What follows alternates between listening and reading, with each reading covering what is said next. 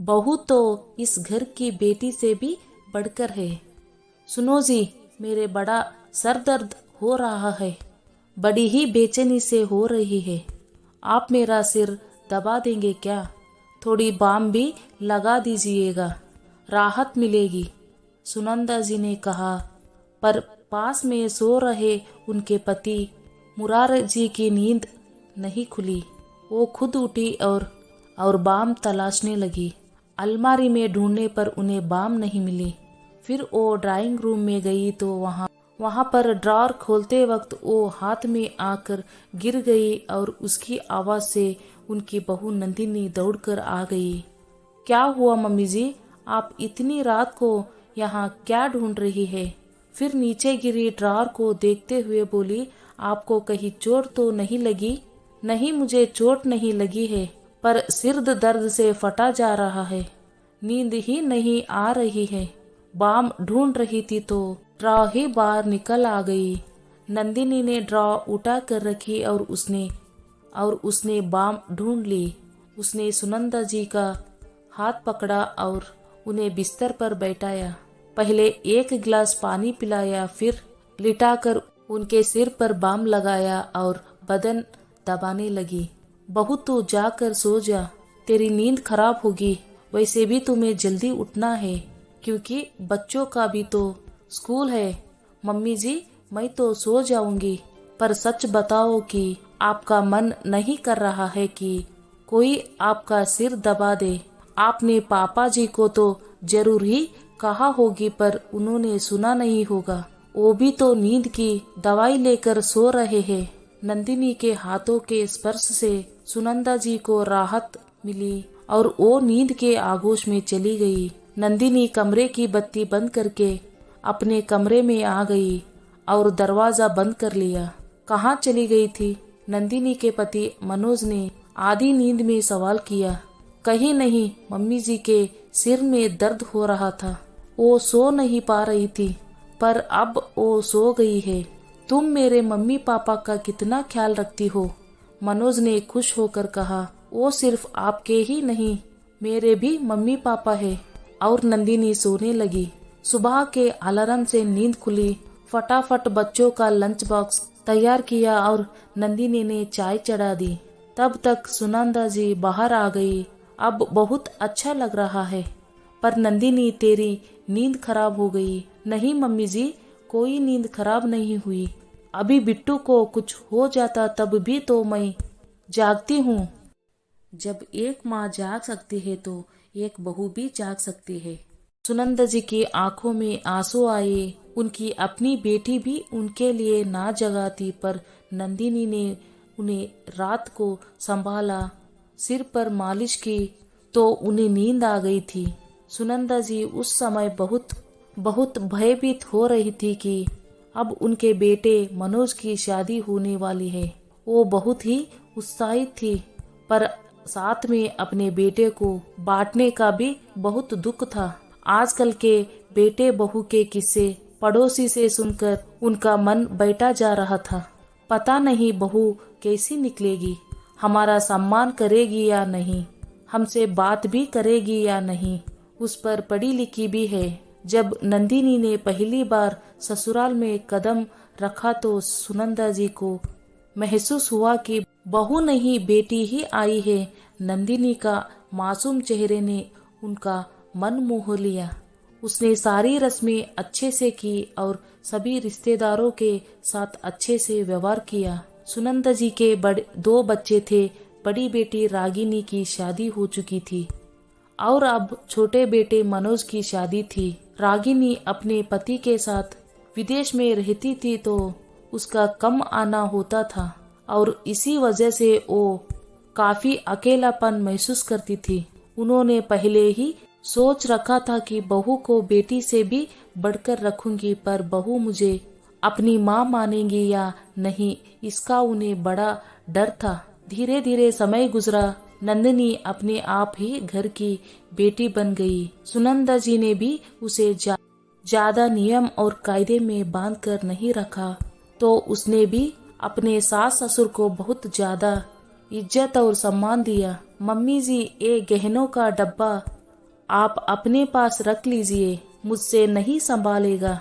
जब नंदिनी ने कहा तो उन्हें आश्चर्य हुआ था, क्योंकि आजकल की बहुएं तो मांगे तो भी अपने गहने नहीं देती है, पर नंदिनी ने बिना मांगे ही डिब्बा दे दिया। सुनंदा जी ने भी उसकी बात का मान रखा, उसका डब्बा अपनी अलमारी में रख दिया और जब भी नंदिनी को जरूरत होती तो वो उसे अपनी अलमारी की चाबियां दे देती और खुद उसे लेने को कहती। दोनों ओर से प्यार और विश्वास पनप रहा था, दोनों के बीच अच्छा रिश्ता कायम हो रहा था। मनोज भी अपनी मम्मी और पापा की सेवा में लगा रहता था, उनकी हर इच्छा को पूरी करता था। मनोज अपनी सैलरी आज भी अपने पापा के ही अकाउंट में भेज देता था और जब जरूरत होती थी तब ही उनसे पैसा मांग लेता था। तुम्हें लगता होगा ना, कैसा पति मिला है जो अपनी सैलरी पत्नी के हाथों में नहीं देता है। एक दिन मनोज ने खुद से ही नंदिनी से सवाल किया, नहीं मुझे ऐसा बिल्कुल नहीं लगता, और अगर लगता तो मैं आपसे सवाल जरूर करती। अपने ही घर में अपने मम्मी पापा से रुपए मांगने में मुझे शर्म नहीं आती है। पता है पैसा बुजुर्गों के पास ही रहना चाहिए, उन्होंने सालों साल घर चलाया है, उन्हें अनुभव है, इतना विश्वास है कि वो पैसा कहीं भी बर्बाद नहीं करेंगे। बुजुर्गों के हाथों में तो बरकत होती है, उन्हें पैसे का सही इस्तेमाल करना आता है।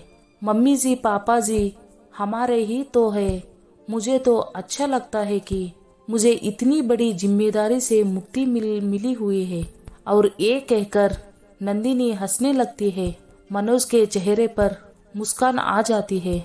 नंदिनी के दोनों बच्चे भी दिन भर अपने दादा दादी के साथ खेलते थे, उनसे कहानियां भी सुनते थे, पर कुछ दिनों से मुरारी जी की तबीयत ठीक नहीं रहती थी।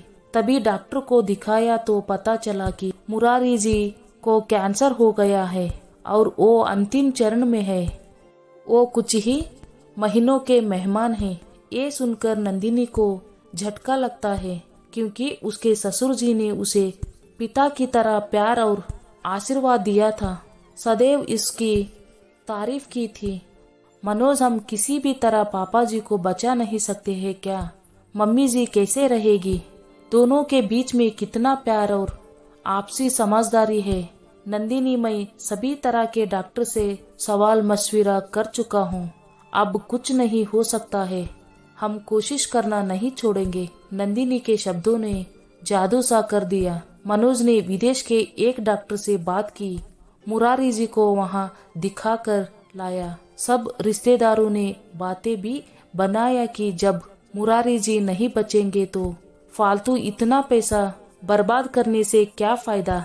मनोज ने भी उत्तर दिया, मैं अपने पापा को अंतिम समय तक बचाने की प्रयास करूंगा, मैं कोशिश करना नहीं छोड़ूंगा। आज मेरे बच्चे को कुछ हो जाता तो क्या मैं उसे वैसे ही छोड़ देता क्या? फिर पापा को ऐसे कैसे मरने के लिए छोड़ दूं, उनका इलाज नहीं करवाऊं? नंदिनी भी अपने पति का पूरा साथ देती थी। मनोज ने जगह जगह दिखाया और मुरारी जी के इलाज में लाखों रुपए पूरे कर दिए। घर और गहने भी गिरवी रखना पड़े। दोनों बेटे बहू ने हार नहीं मानी, पर मुरारी जी जिंदगी से अपनी जंग हार गए। सुनंदा जी एकदम से टूट कर रह गई। अपने पति की मौत का सदमा उनसे बर्दाश्त नहीं हो रहा था। 40 सालों का साथ था, एकदम से छूट सा गया, वो बिखर गई थी। नंदिनी ने उन्हें संभाला। अपने पापा की मौत की खबर सुनकर रागिनी भी विदेश से आ गई थी। वो कुछ दिन रही तो उसे भी महसूस हुआ कि नंदिनी घर की बहू नहीं, बेटी बन चुकी थी। उसे ऐसा लगा कि इस घर को अब उसकी कोई जरूरत नहीं है। मनोज और सुनंदा जी के मुंह से एक ही शब्द निकलता था और वो था नंदिनी जो भी काम करेगी वो बस नंदिनी ही करेगी। नंदिनी ही घर की कर्ता धर्ता बन चुकी थी। एक दिन रागिनी अपनी मम्मी से बोलती है, मम्मी अच्छा है, भाभी ने घर को अच्छी तरह संभाला है, पर उन पर इतना भरोसा करना भी ठीक नहीं है। फिर भाभी तो पराया खून है, उन्हें पूरे घर की साथ देना ठीक नहीं है। और अब तो पापा भी नहीं है, अब तो भाभी आपको पैरों के नीचे ही रखेगी। ये सुनते ही सुनंदा जी सकते में आ गई। अपनी बेटी की इतनी छोटी सोच पर उन्हें विश्वास नहीं हो रहा था। उन्होंने तुरंत पलटकर जवाब दिया, रागिनी, नंदिनी इस घर की बेटी नहीं है, ना ही उसे इस घर की बेटी मैं बनाना चाहूंगी। नंदिनी तो इस घर की बहू है, जो सदैव हमारे साथ रही है। तू तो शादी होकर बाहर चली गई, यहाँ तो तेरी भाभी ही हमें संभालती है।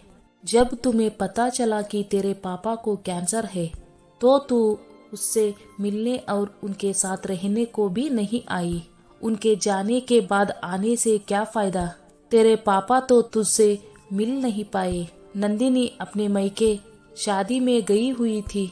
जैसे ही उसको इनकी बीमारी के बारे में पता चला, वो तुरंत शादी छोड़कर आ गई। मुझे जब तेरी पापा की बीमारी का पता चला तो नंदिनी ने मुझे एक माँ बनकर संभाला। मैं नंदिनी की गोद में सिर रखकर कितनी रातें रोई हूँ। कैंसर की बीमारी का इलाज कितना महंगा होता है और दवाइयों का खर्च भी बहुत हो जाता है। उस पर इतना मानसिक तनाव भी रहता है। तुम्हें पता भी है, हम लाखों रुपए लगा चुके हैं। नंदिनी ने अपने गहने तक गिरवी रखवा दिया है। तूने तो एक बार भी नहीं पूछा अपने भाई से कि उसे पैसे चाहिए क्या। हम आखिर है तो मध्यम वर्गीय परिवार से, हमारे पास सेविंग के नाम पर बहुत कुछ होता भी नहीं है। मनोज बाहर अस्पताल की भागदौड़ करता था, मैं अस्पताल में तेरे पापा के साथ रहती थी और अकेली नंदिनी घर भी संभालती थी, बच्चों का होमवर्क, स्कूल भी देखती थी और दोनों समय की अस्पताल खाना भी भिजवाती थी।